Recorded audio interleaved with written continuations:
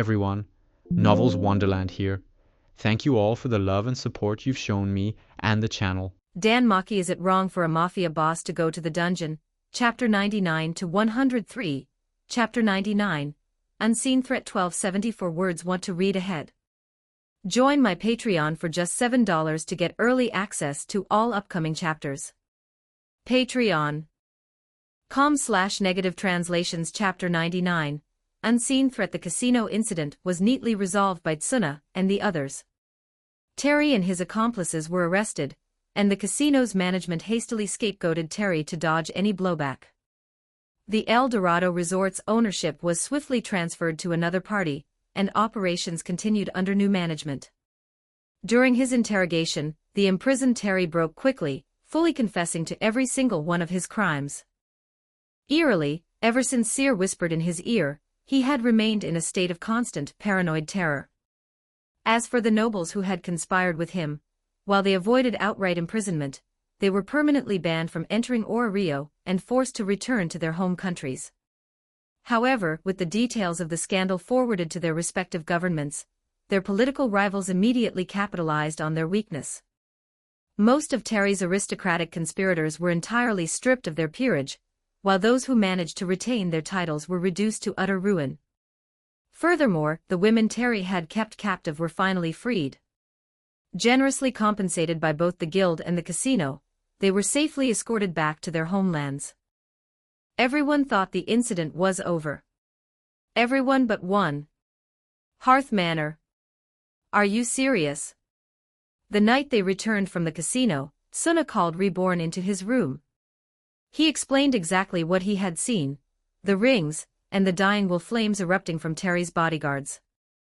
But it didn't look like they were controlling the flames with their own will. It looked like the rings were forcibly ripping the flames out of them. Which means someone from our world is here. Hiding somewhere. Reborn concluded. They didn't know the culprit's exact goal, but Reborn instantly deduced that anyone handing out rings that forced dying wolf flames out of ordinary people was unequivocally bad news. We'd better report this to Arenas immediately. Fells gave me an item to contact him directly for emergencies. Tsuna walked over to a shelf, pulled out a small box, and retrieved the oculus Fells had given him. He placed the crystalline gemstone in his palm and spoke into it. Lord Arenas. Can you hear me? Sawada Tsunayoshi. What is it? The oculus hummed, and Arenas's deep, echoing voice responded. I have an urgent report. Actually, Tsuna gave Arenas a full rundown of everything that had transpired in the casino's VIP room. Are you certain about this? This is highly troubling. I was under the impression that only Giotto and his bloodline were capable of wielding the dying wolf flame. Back when Giotto was alive, that assumption wasn't entirely wrong. But things are different now, Reborn interjected, his voice carrying clearly into the crystal. What do you mean? Until recently, even we believed that the dying wolf flame was exclusive to those who possessed the blood of the Vongala boss.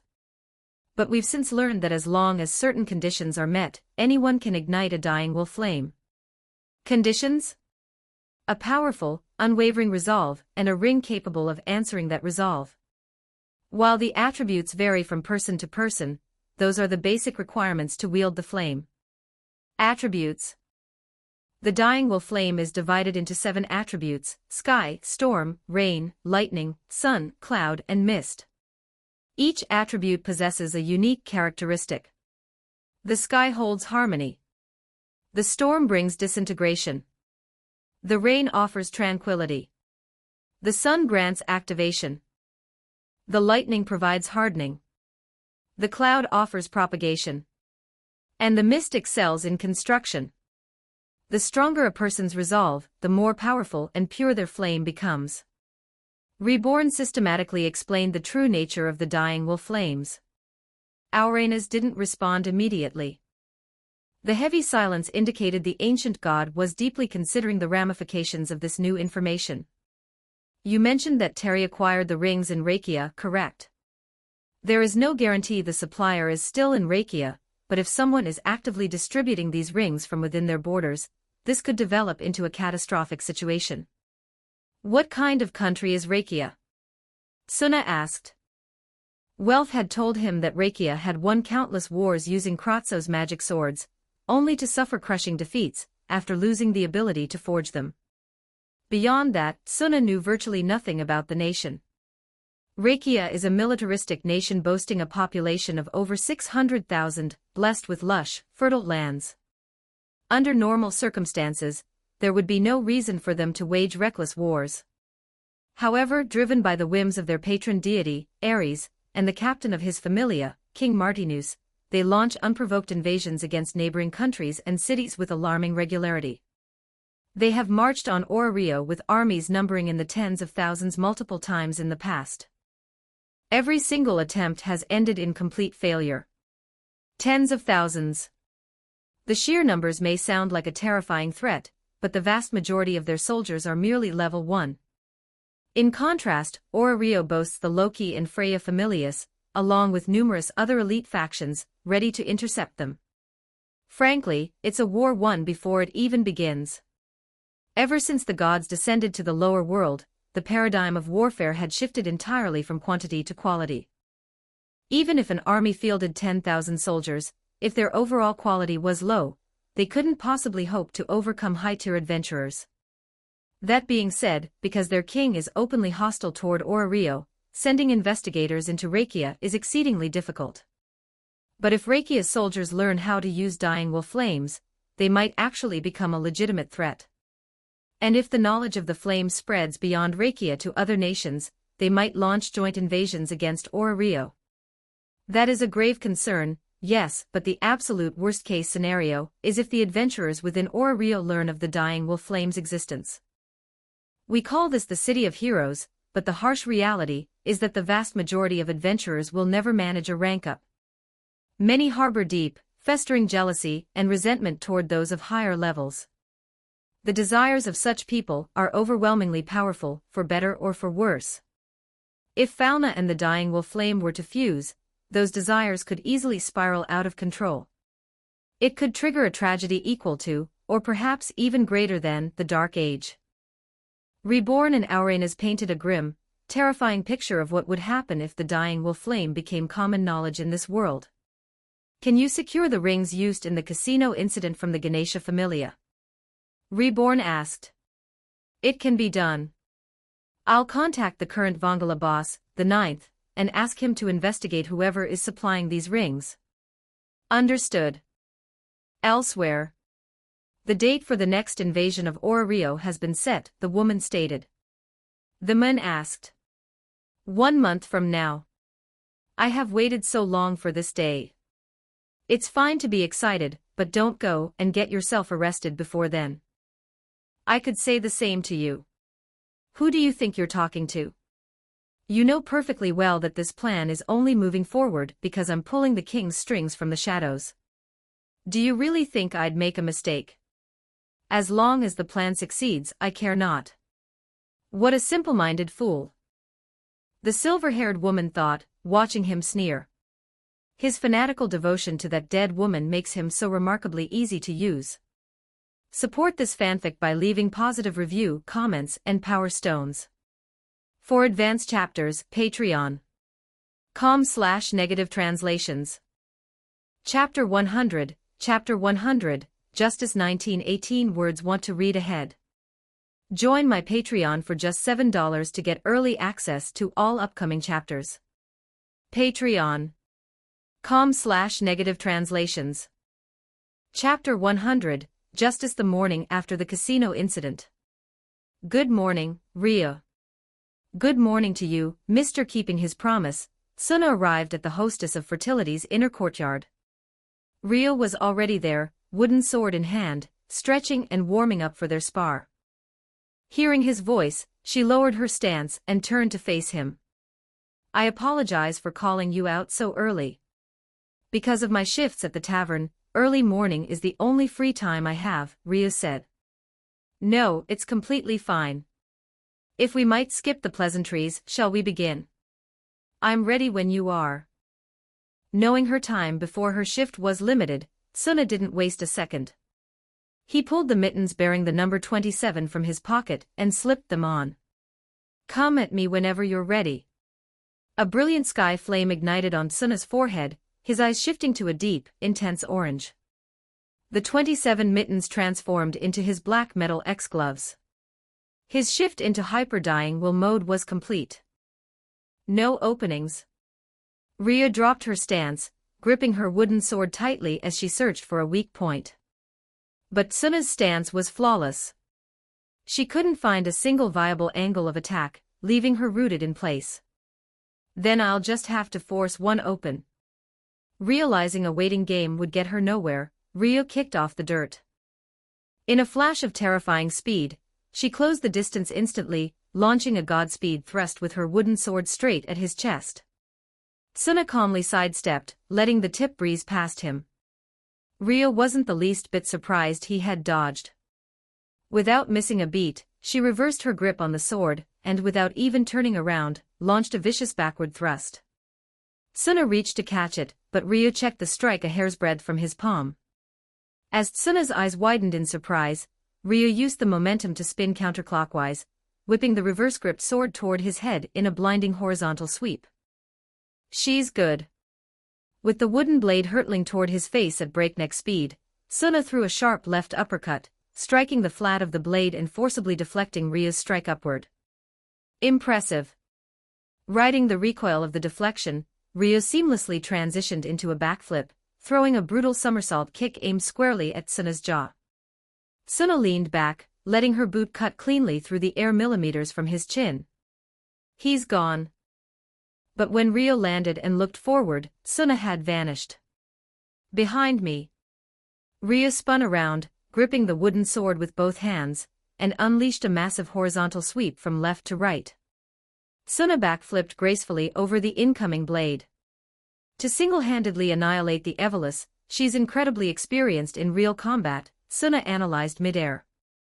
When Suna had leaned back to dodge her somersault kick, his vision had been forced upward.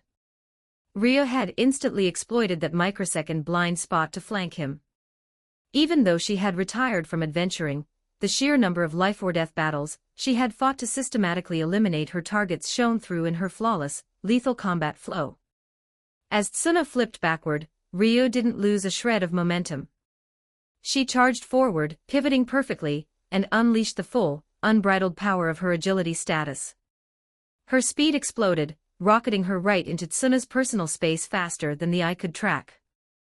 "I've got you." Aiming for Tsuna's left leg right before he hit the ground, Rhea swung her wooden sword upward in a devastating diagonal slash. The moment just before landing is the most vulnerable point for any fighter in the air. By holding back her true top speed until this exact instant, Rhea had completely caught him off guard. An illusion. But the moment Rhea's blade struck Suna's leg, his body instantly dispersed into mist. She realized she had just cleaved through a phantom. Because Suna had relied purely on physical evasion until now, she had subconsciously dropped her guard against his illusions. He cast it then. When Suna had backflipped to dodge her previous horizontal sweep, he had cast a mist illusion of himself before she had even finished turning around. While leaving the phantom in plain sight, the real Suna had used his flames to propel himself higher into the air.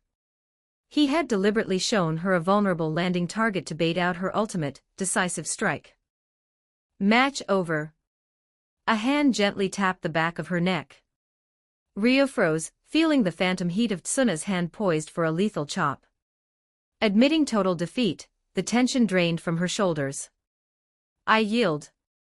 Sorry for using a skill on you, Rhea. We never established a rule forbidding skills. Furthermore, I was fully aware that you were capable of casting illusions, Mr. Sawada, yet I allowed myself to forget it in the heat of battle. Thanks to you, I was able to recognize my own immaturity. I have nothing but gratitude for this lesson." Suna apologized for using an illusion without warning, but Rhea didn't mind in the slightest. "It was exactly as I hoped. Inviting you was the right decision." Until now, she had always trained alone, constantly feeling a lingering sense of dissatisfaction. Being able to go all out against a vastly superior opponent, even for a short time, left her feeling incredibly refreshed. Have you really just been training by yourself this whole time? Though I retired from adventuring, I am still a wanted fugitive. Even if I hide my identity, there is no absolute guarantee I won't be discovered. Oh, right. But the war game was broadcasted all over the city. Weren't you worried your cover would be blown? There was no issue. Lord Hermes handled the details flawlessly behind the scenes. The only one who might have noticed was that man. But since he has been arrested, my identity remains safe. You mean Terry? But Terry is a fake name. That man's true name is Ted. He was one of the criminals the Estrella Familia rounded up back when we were still active in Ora Rio. Then why was he running a casino? Wasn't he arrested? In the very end, Ted groveled and begged Lady Estrella to save him. And Lady Estrella listened to his pleas. I believe she truly wanted to believe he could change his ways. But instead of turning over a new leaf, he went right back to committing crimes. Your patron goddess sounds like a deeply compassionate person. To offer a second chance to a scumbag like Ted, Suna genuinely felt that Estrella was a remarkably noble deity. Lady Estrella is an incredibly kind, dignified goddess. All of us loved her like a mother. Hearing Rio describe Estrella's character, something didn't sit right with Suna. Were you really excommunicated? Excuse me. Based on everything you've told me, I just can't imagine Estrella kicking you out of her familia. I was a dependent of the goddess of justice, yet I chose the path of revenge and slaughter. It is only natural I was excommunicated. Furthermore, Lady Estrella told me herself, cast aside your justice.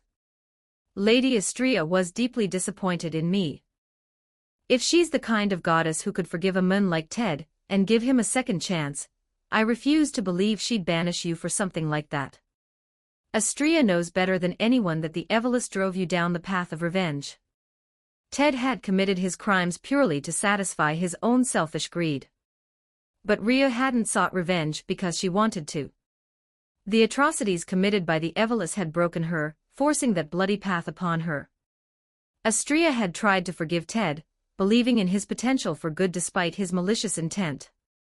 Ria's vengeance, on the other hand, had not been born of malice, but from the profound grief of losing those she loved.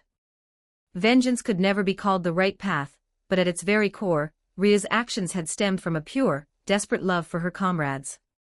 Suna fundamentally refused to believe that Estrella would look at that devotion and feel disappointment. Even if that were true, I no longer have the right to speak of justice. Ever since that day, my justice died. You just lost sight of it because of your revenge. I know it's still there. I know your justice. Ria's depressed, downcast expression vanished, replaced by wide-eyed shock as Suna casually declared he knew the justice she thought she had lost forever. You charged right into that casino to save Anna. And you risked blowing your cover entirely just to help us during the war game. That was... If you hadn't decided to go save her, Ted wouldn't have been arrested, and Anna and the others would still be trapped. If Seer hadn't crushed Ted at poker, he wouldn't have revealed his true colors, but none of that would have happened if Rio hadn't resolved to rescue Anna in the first place. My plan during the war game only succeeded because you joined the fight. You held off half the Apollo Familia entirely on your own, and took down a huge chunk of their forces. Because you were there, we won the game, and Daphne and the others who hated Apollo were finally freed from his control. Suna's strategy had relied heavily on Rio. Without her, it would have failed spectacularly. You saw it yourself. You saw everyone smiling. The joyous smiles of Belle and the Hestia Familia when they won, and the profound relief of the Apollo members who had finally been liberated. You lost your friends, exacted revenge on the Evelys, and became a wanted fugitive. You claimed to have lost your justice, yet you never stopped protecting the weak. And because of you, people were saved. I don't care what anyone else says, that is your justice. Am I wrong? Rio was completely speechless. Fat, heavy tears welled up in her eyes and spilled over her cheeks. Whoa, what's wrong? Are you okay? Never in a million years did Suna expect the stoic elf to start crying. He panicked instantly, waving his hands in a fluster. I apologize. I am just so happy. Happy. I truly believed that my justice was gone forever. Ever since that horrific day, a heavy, suffocating knot of guilt had festered deep within Ria's heart. Even with Mia and Seer's constant support, the knot had refused to untangle. But Suna's words had reached straight into her soul, melting that frozen guilt away. He was like a vast, endless sky, accepting and embracing everything she was. Thank you, Suna, for helping me find my justice again. Ria wiped her tears away and thanked him, dropping his honorific entirely. The smile she gave him was so impossibly bright, so incredibly beautiful, that Suna's face instantly flushed beet red. Sorry. It's just that's the first time I've ever seen you smile like that. It kind of caught me off guard. Realizing she had just bared her heart with such a vulnerable, radiant smile, Ria's own face flushed a brilliant shade of crimson. Sorry for talking so much. Should we get back to sparring? Why yes. And so, surrounded by a thoroughly awkward, deeply embarrassing atmosphere, their morning training resumed. Support this fanfic by leaving positive review, comments, and power stones. For advanced chapters, Patreon.com/negative translations Chapter 101, Chapter 101, Recreate 1438 words.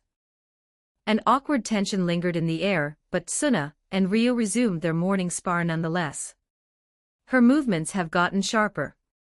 Fully utilizing her high agility stat, Rio relentlessly assaulted Suna from multiple directions.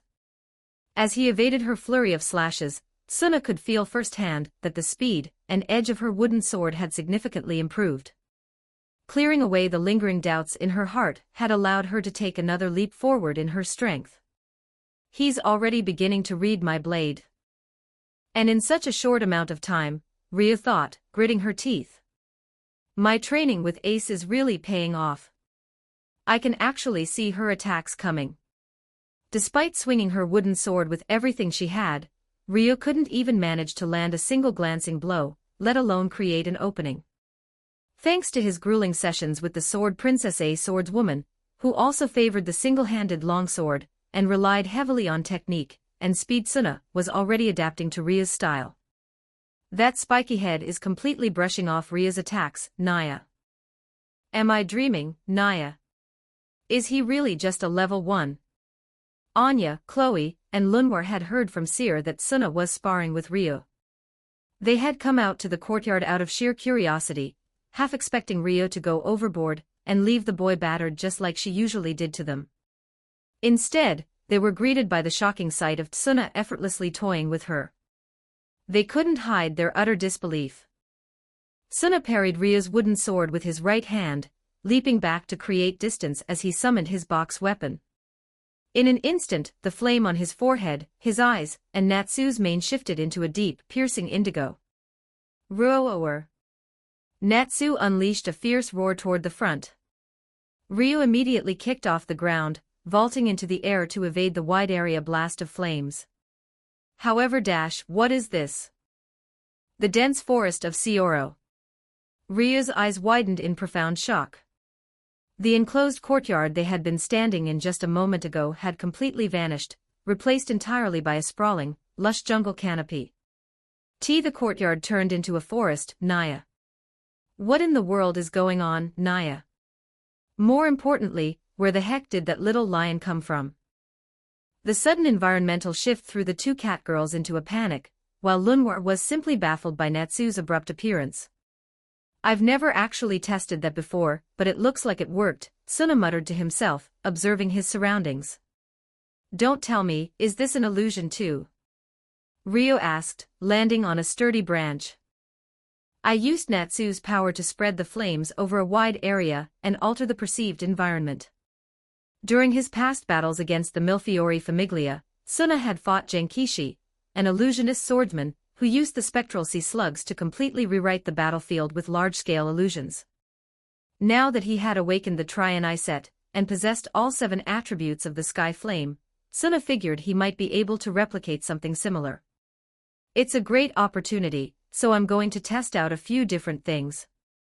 Although staying in Rio wasn't his original intention, now that it was decided, he would be diving into the dungeon alongside Belle and the others. As the deep floor expedition had violently reminded him, anything could happen down there.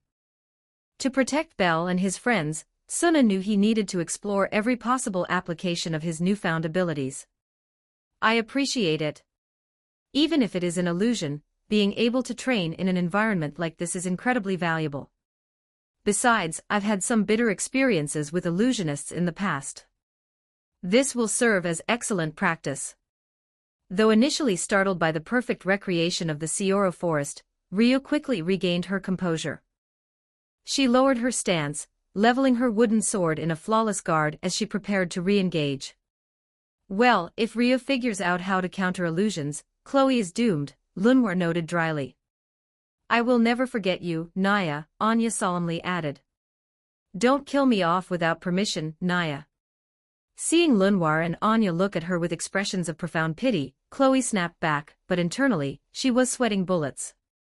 The illusionist who had given Rio a bitter history was none other than Chloe herself. Back in the dark underworld, she had been a feared assassin known as the Black Cat. During an assassination contract targeting Rio, Chloe had deceived the elf with an illusion, managing to slash her with a knife coated in the deadly poison of a poison worm. She had washed her hands of the assassination trade, and had no intention of ever crossing blades with Rio again. But if they ever did end up fighting for some reason, Chloe knew she wouldn't stand a chance. She clutched her head in despair just thinking about it. Meanwhile, within the illusionary forest, Suna and Rio continued their clash. Both of them utilized the dense foliage and heavy shadows of their new environment to conceal their movements and launch surprise attacks. Let's call it a day here. Agreed. Despite employing every tactic and feint in her arsenal, Rio hadn't managed to land a single solid strike on Suna. Seeing her shoulders heaving with exhaustion, Suna suggested they stop before it started interfering with her shift at the tavern. Sensing his consideration, Rio readily accepted. To go at it that intensely and not even be out of breath. Rio thought, gazing at him. Oh, thank goodness. I was worried it would turn into another ace situation. Having pushed herself to her absolute limits, Rio was drenched in sweat, a stark contrast to the unfazed Suna. He cancelled his hyper-dying will mode with a quiet sigh of relief. He was just glad Rio hadn't developed an obsessive desire to defeat him out of frustration like Ace had. The illusionary forest dissolved like mist, returning them to the familiar walls of the hostess of fertility's courtyard. Good work out there, you two, a cheerful voice called out. Seer approached them with a warm smile, holding 2 wooden cups in her hands. Here's some water. Thank you very much. Thanks, Seer taking the cups from her, Suna and Rio drank deeply, downing the cool water in a matter of seconds. Is that your cat, Suna-san? Seer asked, tilting her head at the small lion perched on his shoulder. His name is Natsu. He's my partner. He's such a cute kitty. Seer reached out and gently stroked Natsu's head. To Tsuna's absolute bewilderment, Natsu let out a happy purr, and rubbed his head affectionately against her palm. Is something wrong, Suna-san? No, it's just. Natsu doesn't usually warm up to people other than me. Natsu's personality was a direct reflection of Tsuna's subconscious. While he was fierce and courageous in battle, outside of combat, he was incredibly timid and rarely opened up to strangers. As far as Tsuna knew, the only other person Natsu had ever willingly let pet him was Kazato Enma, the boss of the Simon Famiglia. So how was the sparring session? Seer asked. It was wonderful. Thanks to Tsuna, it was incredibly productive, Rio answered earnestly. Did you just call him Tsuna? I merely thought that since everyone else was addressing him that way, I should try it as well. There is absolutely no deeper meaning behind it. I know, Rio. You just wanted to close the distance between you and Tsuna-san by using his nickname, right? I harbor no such ulterior motives. What's so impure about using a little nickname? As usual, Ryo was being spun in circles by Seer's teasing. Suna, completely failing to understand the nuances of Ryo's panic, just stood there in confusion. Anya and the others watched the entire exchange from the sidelines with massive grins. Oh, that's right, Suna-san. Mama Mia made breakfast.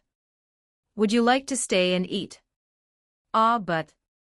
She accidentally made one portion too many, apparently. You don't have to hold back. That means... Hearing Seer's explanation, Suna immediately realized that Mia had intentionally cooked an extra portion just for him. Then, I'll gladly take you up on that. Not wanting to waste Mia's quiet kindness, Suna decided to stay for the meal. Ryo, you're drenched in sweat. You should go take a shower, Seer suggested. Yes, I suppose I should. Knowing she couldn't properly enjoy a meal in such a state, Ryo nodded at Seer's advice and headed inside. Support this fanfic by leaving positive review, comments, and power stones.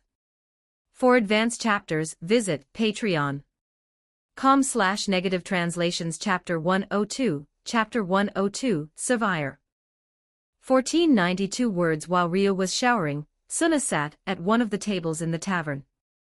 A piping hot plate of Mia's breakfast was already set out for him, but he politely waited for Ryo to return before eating.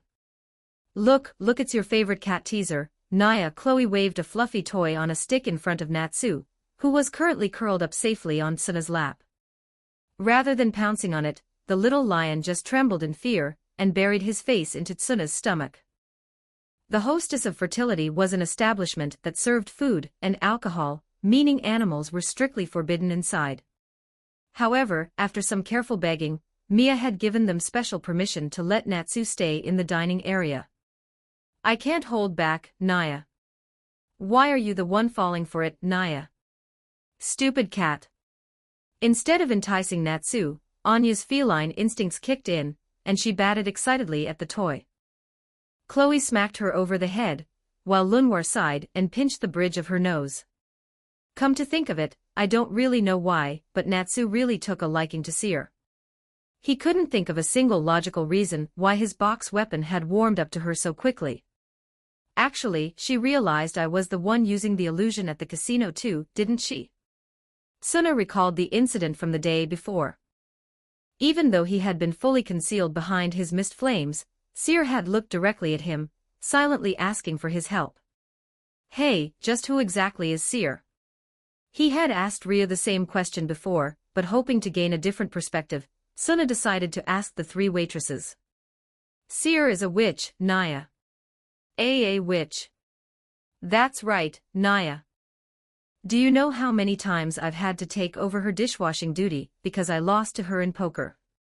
When Anya dramatically called her a witch, Suna genuinely wondered if magic users of that caliber existed in this world. But hearing the incredibly petty reason behind the title completely deflated his expectations. Well, she isn't entirely wrong, honestly, Lunwar chimed in. I don't know how she does it, but it's like Seer can read our minds. Sometimes, it honestly feels like we're dealing with a deity. Yeah, Naya. She sees right through my best poker face and all my cheating, Naya. You go that far just to avoid washing dishes. Suna was astounded by Chloe's sheer immaturity, resorting to cheating just to push her chores onto someone else. A deity, huh? Lunwar had compared Seer to a deity, but Suna didn't sense the same overwhelming, distinct aura from her that he felt from Hestia or Mayak. However, she clearly possessed an atmosphere that separated her from normal humans. The more he learned about Seer, the more of an enigma she became. Thank you for waiting. Suna's thoughts ground to a sudden halt as Ryo finally emerged from the back room. He let out a strangled yelp of shock, because standing before him was Ryo dressed in a pristine, frilly-made outfit. Suna wasn't the only one stunned. Anya, Chloe, and Lunwar's jaws dropped to the floor, leaving them entirely speechless. The only person who seemed entirely unfazed was Seer, who stood beside Ryo with a brilliant, satisfied smile. A few minutes prior, Ryo stepped out of the shower and into the changing room. What is the meaning of this? She reached for the clothes Seer had supposedly left for her, only to find a perfectly ironed maid uniform laid out on the bench. What is going on here?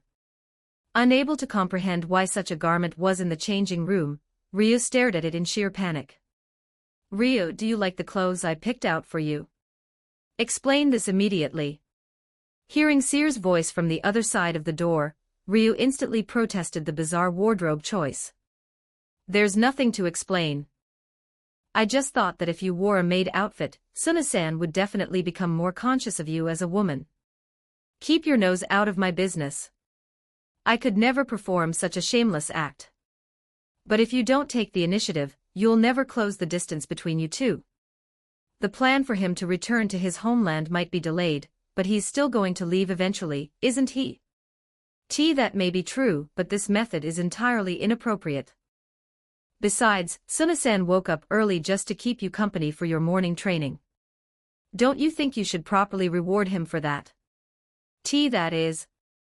Don't worry. I'll back you up. In the end, Ryo had been completely steamrolled by Seer's logic and forcefully dressed in the maid uniform. What's with that outfit, Ryo? Ryo wanted to thank you for helping her train this morning, Suna-san.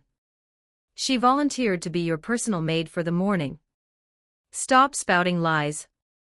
Ryo immediately barked a denial, utterly mortified by Seer making it sound like this was her deepest, darkest desire. Do not misunderstand, Suna. I was forced into this attire by Seer against my will. All right. I figured. Seeing Ryo desperately defending her honor with a bright red face, Suna let out a breath of relief. For a second, he actually thought the usually stoic elf had undergone a drastic personality shift. That's no good, Ryo. You have to call him Master. Master. I get the message, Ryo, really.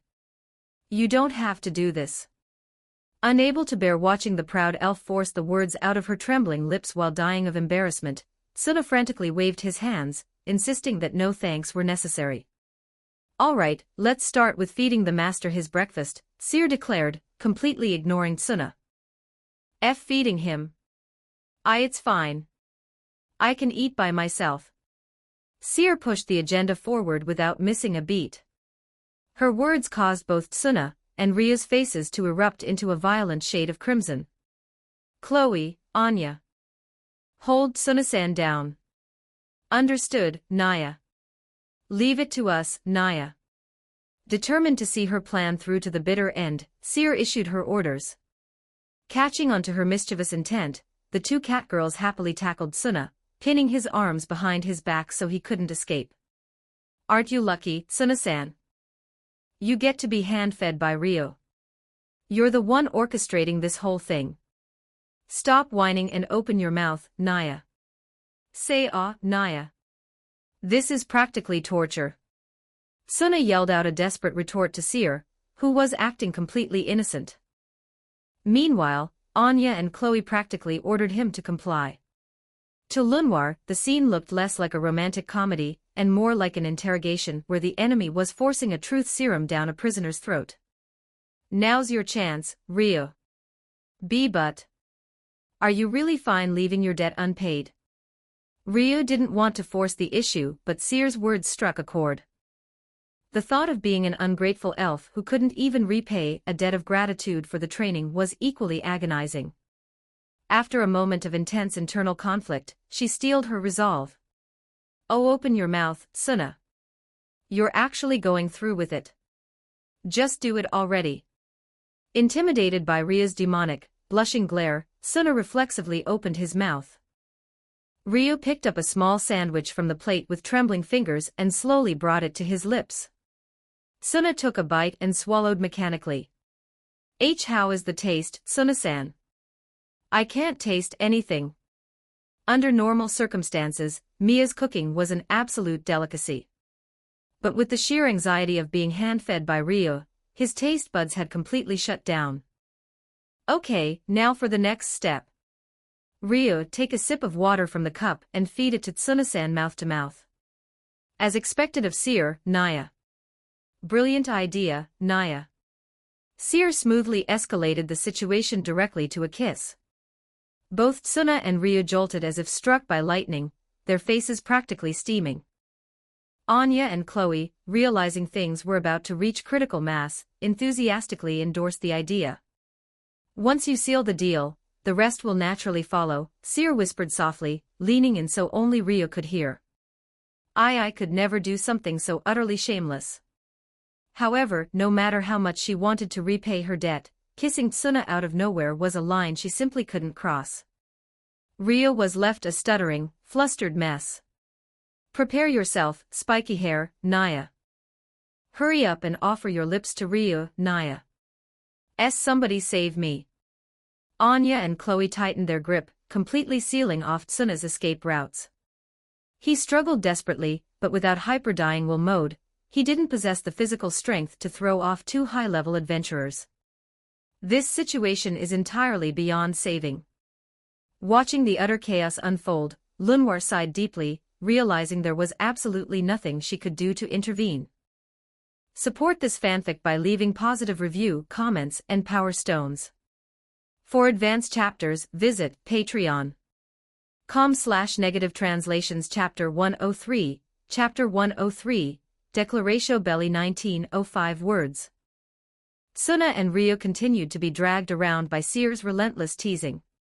Fortunately, the mouth-to-mouth feeding was never executed, and Seer's master plan ultimately ended in failure just before the point of no return. All right then. This time, Tsuna-san, you should feed Ryu. But Seer was not the type of woman to give up after a single setback. Her relentless follow-up attack caused their faces to burn brightly once again. Ryu served you devotedly as your maid, didn't she? It's only natural for the master to return the favor to a maid who worked so hard for him.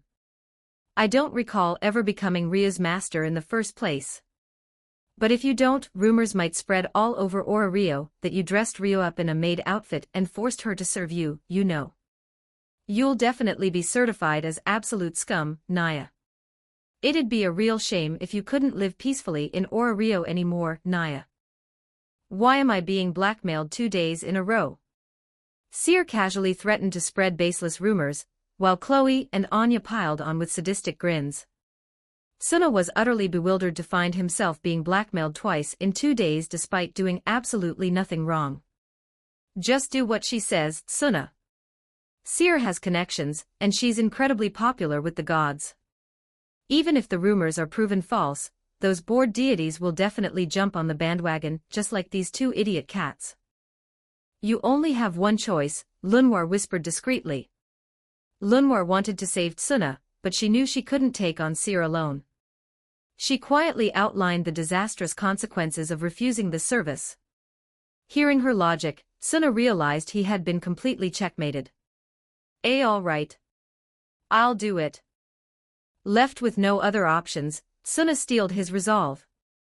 Ryu, understanding his predicament perfectly, couldn't bring herself to protest, but knowing that Tsuna was about to feed her made her heart race uncontrollably. It's Ryu's turn now, Naya. Running away is futile, Naya, let go of me. To ensure Ryu didn't bolt in to prevent her from reflexively punching Tsuna across the room out of sheer embarrassment, Chloe secured her arms, while Anya locked down her ankles. Ryu struggled, but she was completely immobilized. Now is your chance, Tsuna-san. This feeling, it's exactly like dealing with reborn. Throughout his life with his Spartan tutor, Tsuna had grown painfully accustomed to being dragged into chaotic situations against his will. While Seer didn't resort to physical violence like Reborn did, Tsuna couldn't help but feel they were cut from the exact same cloth. Picking up a sandwich, Tsuna slowly approached the immobilized elf. Oh, open your mouth, Ryu. Why yes. Ryu replied meekly, her face burning a brilliant scarlet as she parted her lips. Timing it carefully, Tsuna gently brought the sandwich to her mouth. I can't taste anything. Ryu chewed mechanically, but just like Tsuna moments prior, her taste buds were completely overridden by the overwhelming pounding in her chest. There we go. Very well done. It's finally over. With Seer's satisfied praise, Suna stepped back, and Rio was released from her feline restraints. The psychological ordeal left them both far more exhausted than their physical training. Ah, you're... Suna suddenly noticed a figure peeking through the swinging saloon doors at the tavern's entrance. It was Anna, the girl they had rescued from the casino the previous day. Seeing Suna standing right there, her eyes widened in profound shock. Excuse me. I heard the person who saved me was here, so I came to say thank you. It's fine. Please come inside. Although it was before opening hours, Seer, who knew the details of Anna's situation, cheerfully invited her in. Anna stepped into the tavern hesitantly. Thank you so much for saving me yesterday. Oh, don't worry about it. Besides, Rio was the one who insisted on saving you. You should be thanking her. Seer gestured toward Rio, leaving Anna blinking in utter bewilderment. Actually, the person sitting next to me yesterday was Rio. The casino invitations required a male-female pair, so I had Rio cross-dress as a man for the evening. Anna let out a cry of sheer disbelief. She hadn't suspected for a second that the dashing husband from yesterday was actually a woman. I am so sorry for the trouble I caused you. I don't know how I can ever repay you. Please, don't worry about it. I'm just glad you are safe. More importantly, what is with that outfit? This is merely something I was forced into wearing. It is absolutely not my personal preference. I thought so. It really surprised me. Thank goodness. Elves were known for their strict and serious nature, so Anna had understandably felt a massive disconnect seeing Rio in a maid uniform. Rio frantically corrected the misunderstanding, letting out a heavy sigh of relief when Anna accepted her excuse without suspicion. Thank you so much for rescuing me from that dangerous situation yesterday. I really didn't do much. It was mostly thanks to Seer and Rio. Anna turned back to Suna, bowing deeply to the boy who had stepped in when she was about to be taken hostage. True to his nature, Suna humbly downplayed his involvement. May I ask for your name? It's Sawada Tsunayoshi. Tsunayoshi-sama. Actually, if I managed to find you, there was something I needed to tell you. Tell me something. I think I've fallen in love with you. Huh? Anna squeezed her eyes shut, her face flushed red as she gathered every ounce of her courage to confess. The sudden, explosive declaration caused everyone in the room to completely freeze. A few seconds later, Suna's brain finally processed what had just happened, and he let out a screech that was an equal mix of shock and sheer panic. You were so incredible. You stepped right in to protect me when I was about to be attacked. My heart hasn't stopped pounding since then. I think I've completely fallen for you, Tsunayoshi-sama. She sounds exactly like Haru right now. Listening to Anna's impassioned speech, the image of Miura Haru immediately flashed across Tsuna's mind. Haru was a normal civilian, but she was one of the few people who knew Tsuna was the Vongala boss candidate. After Tsuna had saved her from drowning in the river while in dying will mode, she had fallen head over heels in love with him. She was a tomboy and a massive troublemaker, but she was also the emotional anchor who helped him complete his signature technique, the X-burner, during a desperate battle. I'm really happy to hear that, but I have to return to my homeland eventually. Then I'll just follow you. This is bad. That completely backfired. Trying to let her down gently without hurting her feelings, Suna chose his words carefully, but it only seemed to pour gasoline on the fire of her determination. Calm down. Chapter 104. You have Chapter parents, 104. Right. Sky vs. You World's finally got Strongest your freedom Hitman's in back, time, so wouldn't doing something something like that just just make make them them worry? dash? What do you think? I don't care. From today onward, I'm fully this prepared place to is our elope new with home. you.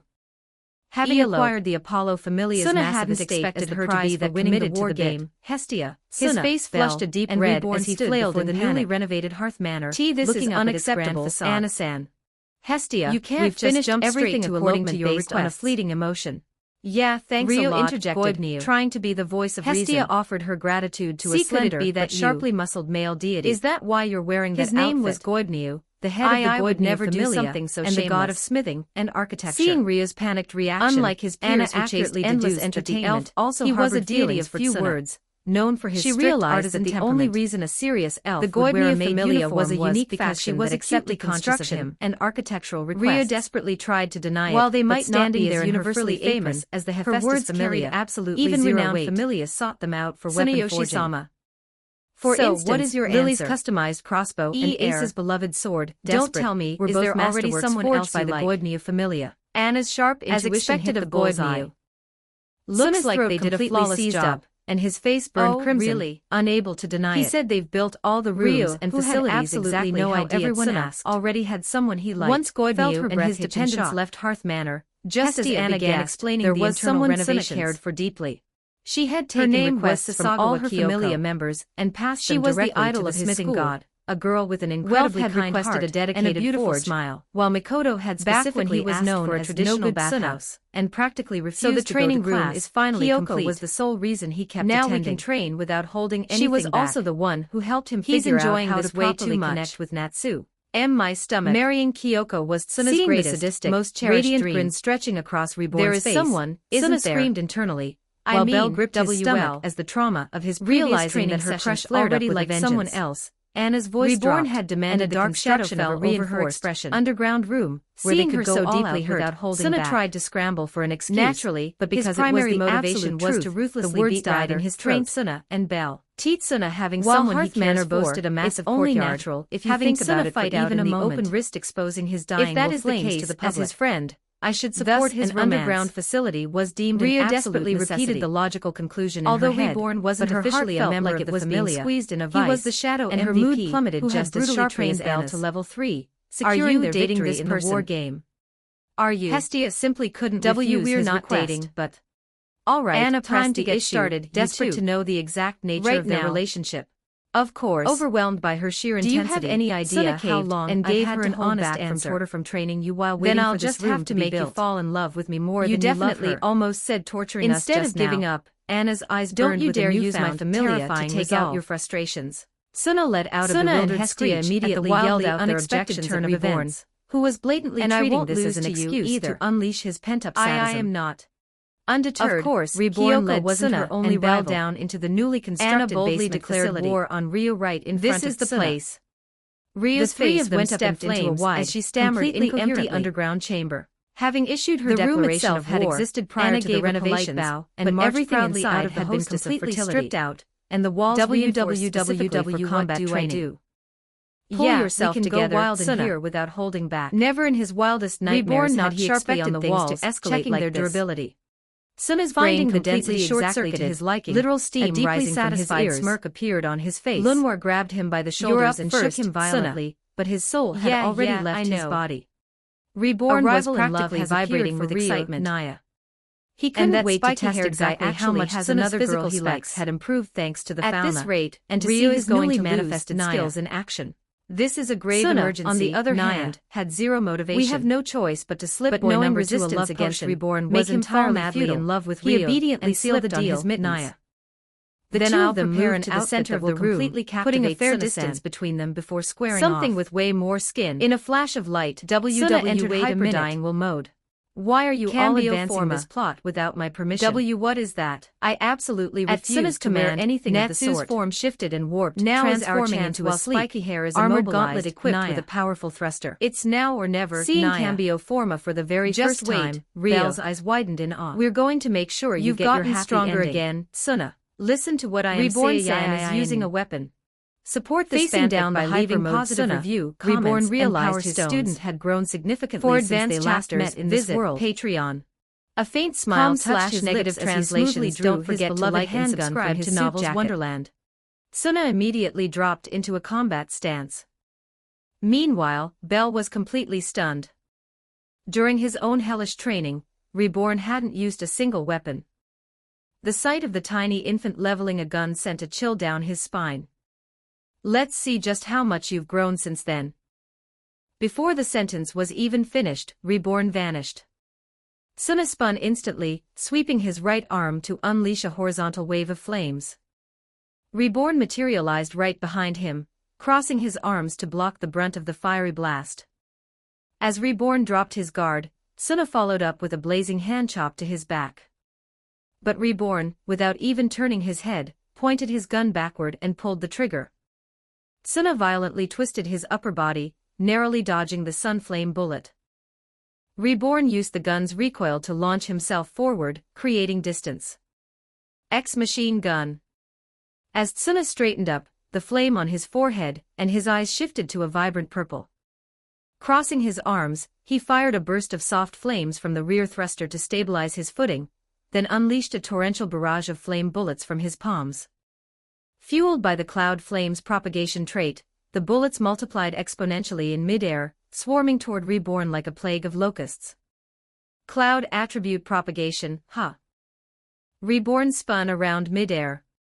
Moving at speeds completely invisible to the naked eye, he emptied his magazine. Sunflame bullets tore from the barrel, accelerating at a terrifying velocity and systematically obliterating every single cloud bullet in their path. Unfazed by the collision, the sun bullets continued their deadly trajectory straight toward Suna. Standard bullets were propelled by the expanding gases from igniting gunpowder. Reborn was actively using the sun flame's activation characteristic to supercharge that combustion, exponentially accelerating the bullets' velocity beyond their physical limits. Anticipating this counterattack, Suna dropped low, letting the sun bullets whistle harmlessly overhead. He planted both hands firmly on the reinforced floor, his flames shifting to an electric green. Spark. Surging lightning flames erupted from Suna's palms, crashing forward like a tidal wave toward Reborn's landing zone. Lightning flames possessed the exact properties of electricity, arcing and spreading rapidly across the entire floor. Realizing that touching the ground meant instant electrocution, Reborn aimed his gun diagonally downward and fired. The recoil launched him sharply backward, keeping him airborne. Suna's flames flared back to their original, brilliant orange. Utilizing the unmatched mobility of the sky flames, Suna blasted off, instantly reappearing directly behind the airborne Reborn. If the floor was electrified, Reborn had no choice but to take to the air. Suna had predicted this perfectly, seizing the exact moment before Reborn could alter his trajectory a second time. Or so he thought. The moment Suna raised his fist to strike, a sun bullet slammed directly into his chest. His body folded in midair, momentum entirely broken, and he began plummeting toward the ground. That's impossible. Bell had seen the entire sequence. Reborn had used a method so absurd it defied common sense to land a direct hit. When Suna electrified the floor, Reborn had fired a bullet diagonally downward. That single bullet ricocheted off the floor, bounded off the wall behind Suna, deflected off the ceiling, and after a mathematically impossible series of ricochets, struck Suna precisely in the back. Is this the kind of monster I was dealing with? Seeing Reborn flawlessly predict several moves ahead, and execute a perfect ricochet shot midair, Bell was violently reminded of why this infant was feared as the world's strongest hitman. I'm not done yet. Before Suna even hit the ground, Reborn fanned the hammer, unleashing a rapid-fire volley. With no leverage to dodge in midair, the barrage of sun bullets hammered mercilessly into Suna, slamming him brutally into the reinforced floor. Battered by the sheer concussive force of the bullets and the impact against the ground, Suna barely clung to consciousness. It's over. Reborn fired a shot directly upward, using the recoil to accelerate his descent. He brought his heel down in a devastating axe kick straight into the downed Suna's stomach. Paralyzed by the previous damage, Suna couldn't even twitch to evade. The kick landed with sickening force. Suna's eyes rolled back, the flame on his forehead extinguished, and his gauntlet reverted to its mundane mitten form as he completely blacked out. You've definitely gotten a lot stronger, but you're still 100 years too early to beat me. That Suna got completely destroyed. Bell couldn't believe his eyes. Suna, who hadn't taken a single clean hit from the legendary Sword Princess, had been utterly and flawlessly dismantled without landing a single strike of his own. And Reborn had done it without even having a fauna. You're up next, Bell. I'm going to go slightly harder than last time, so brace yourself. You were only level 2 back then. Now that you're level 3, there shouldn't be any issue if I up the intensity a bit. Hi. Reborn cracked his knuckles with a chillingly cheerful smile. He had broken Belle's body and spirit during their last session, and now he was promising to go harder. Belle let out a soul-tearing shriek. Alright, let's get this fun training session started. Somebody save me. Support this fanfic by leaving positive review, comments, and power stones. For advanced chapters, visit patreon.com/negative translations.